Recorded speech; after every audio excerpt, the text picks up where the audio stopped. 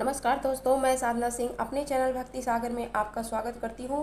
दोस्तों, अगर आप मेरे चैनल पे पहली बार हैं तो मेरे चैनल को सब्सक्राइब करना ना भूलें। साथ ही बाजू में बने हुए बेल आइकन के बटन को भी दबाना ना भूलें, ताकि आने वाली वीडियो की नोटिफिकेशन आप लोग को समय पे मिल सके। और मेरी वीडियो आप लोग को आज की कैसी लगी, इस पर एक लाइक कर दीजिएगा और कमेंट सेक्शन में जाकर मेरी वीडियो पर कमेंट करना नहीं भूलिएगा, ताकि मुझे ये पता पड़े कि आप लोग को मेरी वीडियो कैसी लग रही है। तो भोले बाबा के नाम का जयकारा लगाते हैं मैं अपनी वीडियो को आगे ले चलती हूँ। दोस्तों, आज मैं बात करूंगी रवि प्रदोष व्रत के बारे में, जो कि आज है। और रवि प्रदोष व्रत करने से अच्छे स्वास्थ्य की प्राप्ति होती है। हमारे शास्त्रों में प्रदोष व्रत की बहुत महिमा है। यह प्रदोष व्रत स्वास्थ्य की दृष्टि से बहुत महत्वपूर्ण माना गया है। जो लोग इस रवि प्रदोष व्रत को करते हैं उसके स्वास्थ्य से संबंधित परेशानियां दूर होती हैं और सुखपूर्वक जीवन बिताता है। तो आइए जानते हैं कि रवि प्रदोष व्रत की पूजन विधि क्या है। पहले तो ये जान लीजिए कि इसके लिए किन किन चीज़ों की ज़रूरत होती है, इसके लिए क्या सामग्री चाहिए होती है।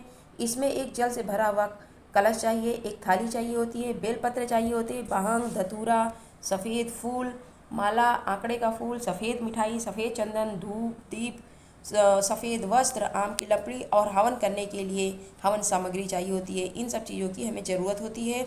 व्रत वाले दिन सुबह जल्दी उठे, स्नान करके शिव जी का पूजन करना है। प्रदोष व्रत वाले दिन पूरे दिन हमें निराहार रहना चाहिए और फिर शाम के समय जो है प्रदोष काल में पूजा करनी चाहिए। और उसके बाद जो है ओम नमः शिवाय का दिन भर जो है जाप करते रहना चाहिए। सूर्यास्त के बाद जो है सूर्यास्त से 45 मिनट पहले और सूर्यास्त के 45 मिनट बाद तक का समय सबसे उत्तम होता है पूजा करने के लिए। इसलिए इस समय हमें भोले बाबा की पूजा करने के लिए बैठ जाना चाहिए। और भगवान इसके बाद जो है भगवान को भोग लगाना चाहिए। अब भोग लगाने के बाद आरती करनी चाहिए, फिर शिव पार्वती से प्रार्थना करनी चाहिए।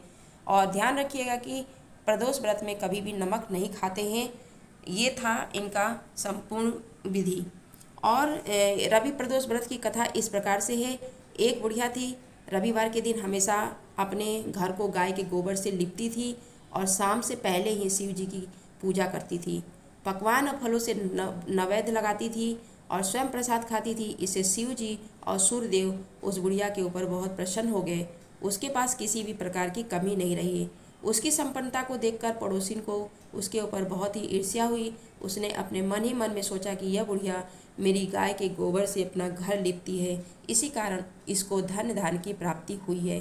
अतः उसने अपनी गाय को घर के भीतर बांधना शुरू कर दिया, जिस कारण उस बुढ़िया को अगले रविवार को गोबर नहीं मिला। और उसने अपना नियम भंग जानकर बहुत चिंता की और बिना कुछ बनाए खाए सो गई। रात में भगवान उस बुढ़िया को स्वप्न दिखाया और कहा कि आज तुम्हें गोबर नहीं मिला है, जिससे तुम बहुत दुखी हो। तुमको मैं एक ऐसी गाय देता हूँ जिससे तुम्हारे सभी कष्ट दूर होंगे, मनोवांछाएं पूर्ण होंगी।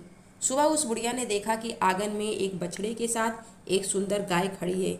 बुढ़िया को स्वप्न की बात याद आ गई। उसने बड़ी प्रसन्नता से गाय को ले जाकर बांधा। बुढ़िया की गाय को देखकर पड़ोसियों को और अधिक ईर्ष्या हुई। वह गाय सोने का गोबर करती थी। यह देखकर पड़ोसियों को और अधिक आश्चर्य करने लगी। उस गोबर को उठाकर उसकी जगह रोज अपनी गाय का गोबर रख देती थी। इस प्रकार पड़ोसिन का यह रोज का काम बन गया था।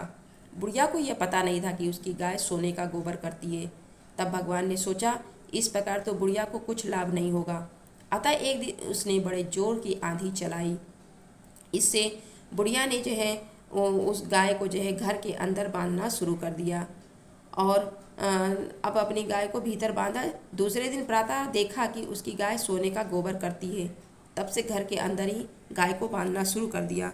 तब पड़ोसिन को अपना लाभ नहीं देखकर जो है राजा से शिकायत लगा दी।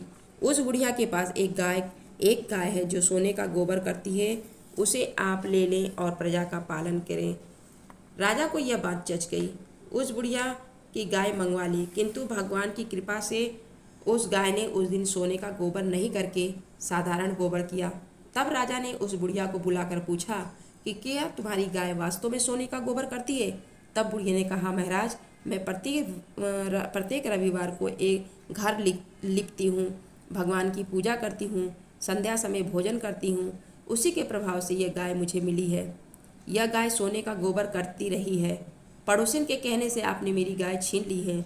यदि आपके यहाँ सोने का गोबर नहीं करती है तो इसमें मेरा क्या दोष है? बुढ़िया की बात सुनकर राजा ने उसकी गाय वापस कर दी और उससे क्षमा याचना की। राजा ने पड़ोसिन को दंड दिया। संपूर्ण राज्य में घोषणा कर दी कि सभी लोग रविवार को व्रत करें और राजा ने भी स्वयं व्रत आरंभ कर दिया, जिससे राजा व प्रजा प्रसन्न हो गए और राज्य की निरंतर प्रगति होने लगी।